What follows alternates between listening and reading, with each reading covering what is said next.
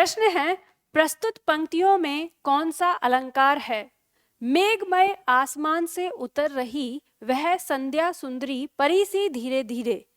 इसमें मानवीकरण अलंकार है, उपमा अलंकार है, रूपक अलंकार है या उपर्युक्त सभी अलंकार हैं। तो अब देखेंगे हम।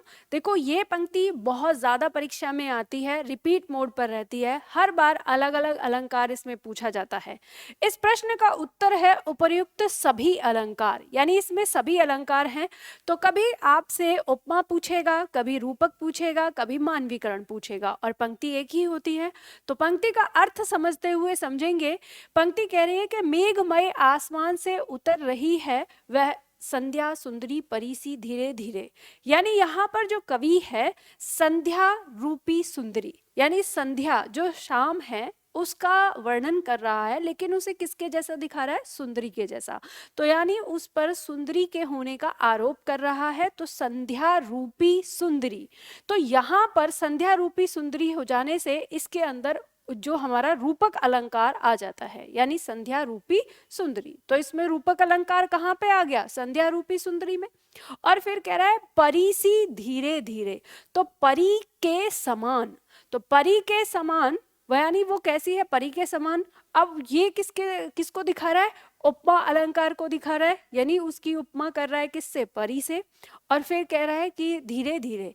अब इसमें उपमा और रूपक तो हो गया, लेकिन अब इसमें एक अलंकार और आता है कि संध्या को सुंदरी बना दिया गया है, यानी स्त्री बना दिया गया है, और उसकी तुलना परी के समान की जा रही है, और उसको ऐसा दिखाया जा रहा है कि वो मेघमयी यानी मेघों से भरे हुए आसमान से उतर के आ रही है परी की भांति धीरे धीरे धीरे।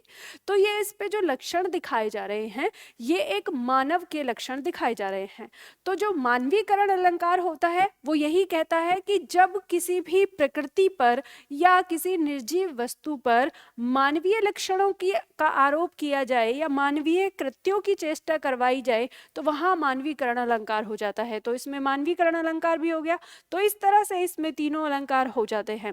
और जब परीक्षा में आपसे पूछा जाएगा तो ध्यान देना, जो भी उत्तर आपसे जानने की कोशिश की जाएगी, इन तीन में से वही आपको विकल्प में देखने को मिलेगा, या फिर आपको रेखांकित करके पूछा जाएगा।